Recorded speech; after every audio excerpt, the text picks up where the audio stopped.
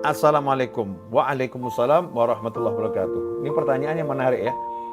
Kenapa keluarga saya selalu diuji, Bib? Selalu diuji. Ya, mungkin ini akan saya perbaiki dulu kalimatnya ya. Bukan selalu diuji, tapi mengalami beberapa kali ujian. Mungkin ujiannya terasa sering. Cuman saya pengen mengajarkan kepada penanya dan kepada siapapun, termasuk diri saya pribadi khususnya, ya. Jadi kita jangan mengatakan kenapa saya sering diuji, kenapa saya sering. Tapi coba kita melihat yang lain. Ya, Allah kok terlampau sering memberi saya nikmat. Kadang-kadang kita ini lupa kalau kita ini tidak pernah diputus nikmat sama Allah Ta'ala. Nah, nikmat pandangan, nikmat pendengaran, nikmat bisa bicara, nikmat Islam, nikmat iman, nikmat sehat. Itu nikmat yang luar biasa. Nah, sayangnya 1-2 ujian seringkali membuat kita lupa ya akan banyak nikmat dari Allah Subhanahu wa Ta'ala. Dan itulah yang menjadi salah satu penyebab kenapa ujian itu terus diberikan. Ya, ujian itu terus terkena kepada kita ya karena kita lupa kalau kita dalam nikmat. La in syakartum la azidannakum wa la in kafartum inna adzabi lasyadid. Kalau kalian syukur pasti aku tambah nikmatku pada kalian. Kalau kalian kufur, ingat siksaku amat pedih. Ikhwani rahimakumullah.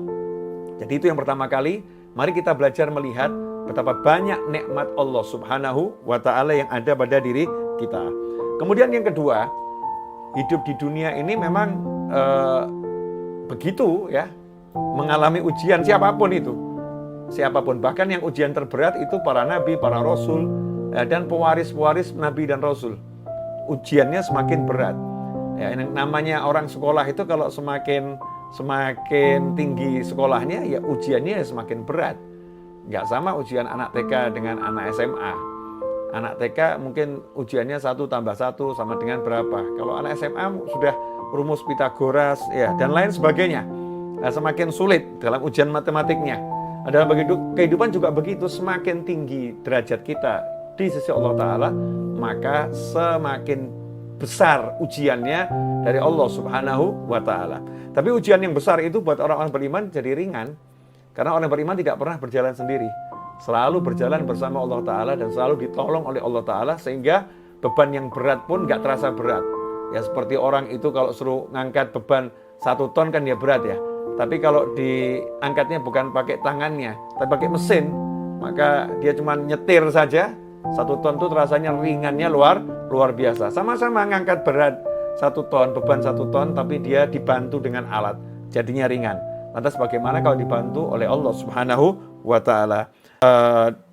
Dalam surat Al-Baqarah ayat 155 sampai 157, Allah sendiri sudah memberikan kabar kepada kita semua, memberitakan kepada kita semua, mengumumkan kepada kita semua.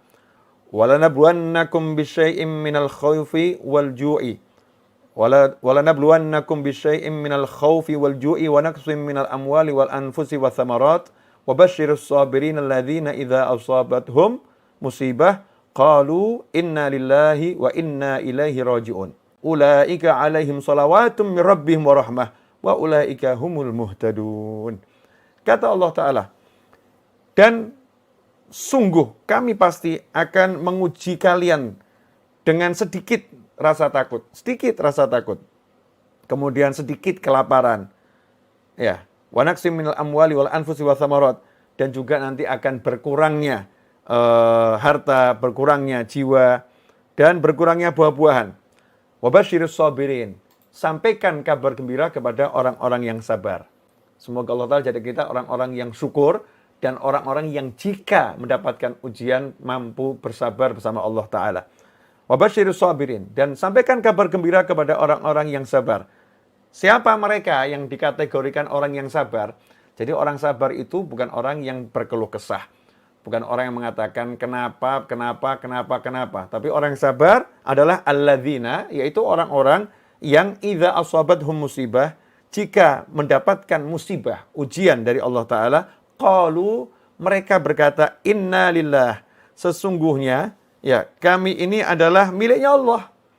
kami ini miliknya Allah, harta kami miliknya Allah, jiwa kami miliknya Allah. Ya, semua miliknya Allah. Innalillah, kami miliknya Allah. Dan sungguhnya hanya kepadanya lah kami akan kembali. Jadi ya memang sadar dirinya milik Allah. Dia katakan pada dirinya, saya milik Allah. Dan saya akan kembali pada Allah subhanahu wa ta'ala. Inna lillahi wa inna ilaihi raji'un. Siapa yang mengembalikan setiap kali ada musibah, dia sadari memang itu bukan miliknya. Ketika hartanya terenggut, ya, jiwanya terenggut, hartanya terambil, atau tersita, atau hilang, dia sadar itu bukan miliknya. Itu miliknya Allah Ta'ala.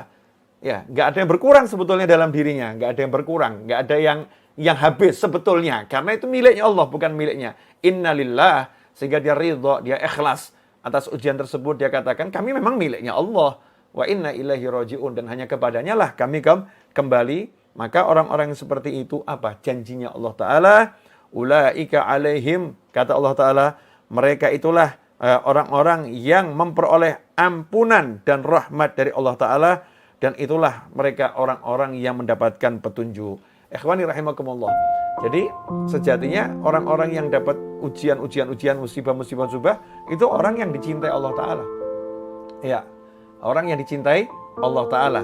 Karena dengan ujian itu dia mendapatkan rahmat dan ampunannya Allah Subhanahu wa ta'ala.